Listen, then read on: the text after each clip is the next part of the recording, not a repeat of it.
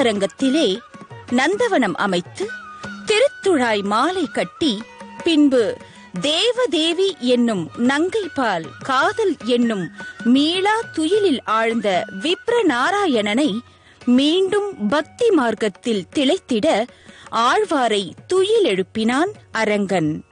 அதற்கு கைமாறாக அறியாமை என்னும் தூக்கத்தில் உழன்று கொண்டிருக்கும் மானிட பிறவிக்கு அரியதோர் மருந்தாய் யோக நித்திரையில் திருப்பள்ளி கொண்டுள்ள திருவரங்கனை தொண்டரடி பொடியாழ்வார் அரங்கத்தம்மா பள்ளி எழுந்தருளாயே என துயிலெழப் பாடியதே திருப்பள்ளி எழுச்சி என்னும் பிரபந்தம்.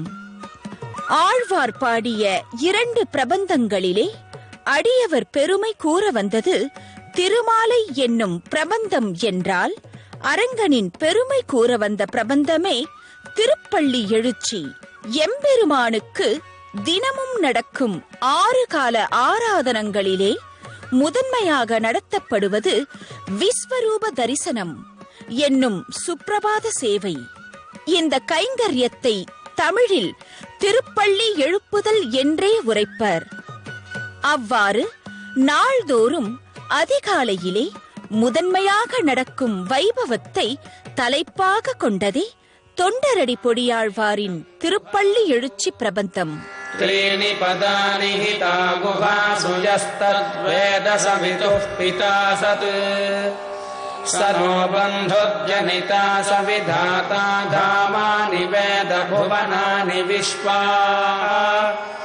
யத்ர தேவா அமிர்தமானசானாஸ்திருதீயர்தாமான்யப்ஜைரயந்தா.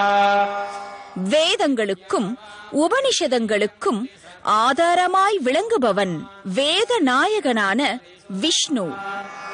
ரிதஸ்ய தந்தும் விததம் விச்ருத்ய ததபஷ்யத்ததபவத் பிரஜாசு பரீத்ய லோகான் பரீத்ய பூதானி பரீத்ய சர்வாः பிரதிஷோ திசश्च பிரஜாபதிः பிரதமஜா ரிதஸ்யாத்மனாத்மானமபிசம்பபூவ சதசஸ்மதிமத்புதம் பிரியமிந்திரஸ்ய காம்யம் சனிம் மேதாமயாசிஷம். தைத்திரியோ உபனிஷத்தில் எம்பெருமானை துயிலெழுப்பும் விதமாய் பதங்கள் அமைந்துள்ளன. அதைப் போலவே திரேதா யுகத்திலே விஸ்வாமித்ரர் ராமனை துயிலெழுப்பும் போது கௌசல்யா சுப்ரஜா ராமா என 2 ஸ்லோகங்களாலே துயிலெழுப்பினார். விஸ்வாமித்ரர் சுப்ரபாதம் பாடியிருக்கிறார். கௌசலை குமரனான ராமனையும் லக்ஷ்மணனையும் அழைத்துக் கொண்டு புறப்படுகிறார். ஓரிடத்துல தங்கி இருக்கிற பொழுது பின்மாலை பொழுது எழுப்ப வேண்டிய அவசியம் ஏற்படுகிறது. ராமனுக்கு பக்கத்திலே போய் நிற்கிறார். ராமா எழுந்திரு என்று சொல்ல வேண்டும். வாய் வரமாட்டேன் என்கிறது. ஏனென்றால் தூங்கும் போதே அத்தனை அழகனாக ராமன் தூங்கிக் கொண்டிருந்தானாம். எழுப்ப மனசே இல்லை. இவ்வளவு அழகனாகவும் ஒரு பிள்ளை இருப்பானோ என்று அவர் மனசு தவித்தது. அடுத்த கணம் பெற்றெடுத்தவளான கௌசல்யை நினைத்து கொண்டார். எப்பேற்பட்ட பிள்ளையை பெற்றெடுத்திருக்கிறாள். கௌசல்யா சுப்ரஜா ராம பூர்வா சந்தியா பிரவர்த்ததே. ஹே ராமா எழுந்திரு, கோசலை குமாரனான ராமனே எழுந்திரு, பெத்த வயிற்றுக்கு பட்டங்கட்டின பிள்ளை என்று ராமனுக்கு ஏத்தம். ஆக முதலிலே சுப்பிரபாதம் பாடினவர் விஸ்வாமித்திரர் என்று பார்க்கிறோம். விஸ்வாமித்திரர் உரைத்த முதல் 2 ஸ்லோகங்களை முன்னிறுத்தி அர்ச்சாவதாரத்திலே திவ்ய தேசத்தில் கோயில் கொண்டுள்ள பல எம்பெருமான்களுக்கும் சுப்பிரபாதம் பல ஆச்சாரிய மகான்களால் இயற்றப்பட்டது. தொண்டை நாட்டு திவ்ய தேசமான திருக்கடிகை என்னும் சோழ சிம்மபுரத்திலே வாழ்ந்த ஆச்சாரிய மகான் தொட்டாச்சாரியார் சுவாமி அந்த திவ்ய தேசத்து யோக நரசிம்மனுக்காக சுப்பிரபாதத்தை இயற்றினார்.